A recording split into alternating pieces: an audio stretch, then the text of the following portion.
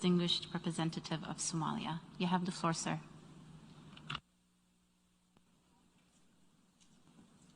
Madam Chair, thank you for allowing me to address the Assembly on behalf of the Somali delegation. Bismillah ar-Rahman ar-Rahim. Excellencies, colleague delegates, ladies and gentlemen. On this year's theme of crisis, resilience and recovery, promoting progress towards the 2030 agenda, Somalia remains ardent to accelerating achievements towards the Sustainable Development Goals.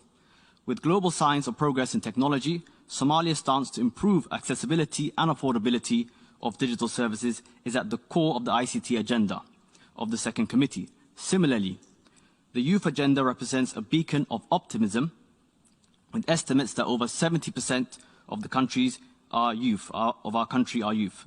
We are not only the future, but also we are the present. Moreover, in addressing the committee's work on agriculture, with roughly 50% of the population's cereal requirements being met through agriculture in Somalia, steps are being taken to improve biodiversity and achieve sustainable cultivation through promoting microeconomic standards and improving the livelihoods of civilians. We also acknowledge the statements delivered by representatives of the G77 plus China and similarly the African group on this agenda item and others, and align ourselves with the statements delivered during the work of the Assembly. Madam Chair, in the committee's work of poverty reduction, the National Social Protection Policy is in place to enable the federal government of Somalia to guarantee a fiscal and political margin for the social protection plan and develop a clear and realistic vision of the social protection guide. Comprehensive reforms have allowed us to grow, capitalize, and mobilize on the gains achieved thus far. In lieu to adopting macroeconomic principles addressed in the committee, Somalia has successfully re-engaged with international financial institutions to address various economic challenges and has satisfactorily implemented economic and financial reforms, enhancing state legitimacy and improving macroeconomic management and performance.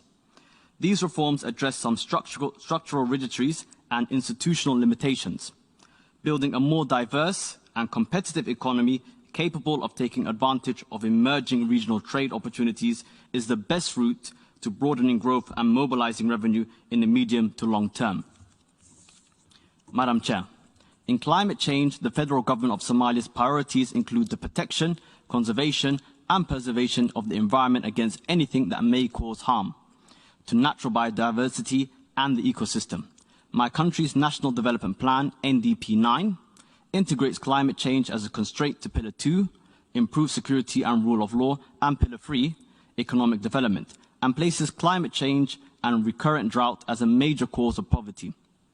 In this regard, NDP 9 prioritizes strengthening the capacity and commitment towards effective environmental governance.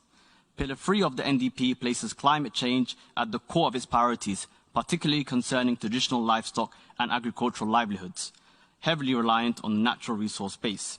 Madam Chair, this year has been remarkably extraordinary as we build back better from the ramifications of the coronavirus pandemic. Still, as we have achieved the unbelievable developing the impossible cure in under a year, the possible cure of eradicating world poverty and tackling climate change remains out of sight. In that regard, we welcome active and informative discussions over the period of the 76th session of the Second Committee, with the UN's first all-female bureau at its helm. And I assure you of Somalia's full and active participation in the spirit of humanity. I thank you, Madam Chair. I thank the representative of Somalia. And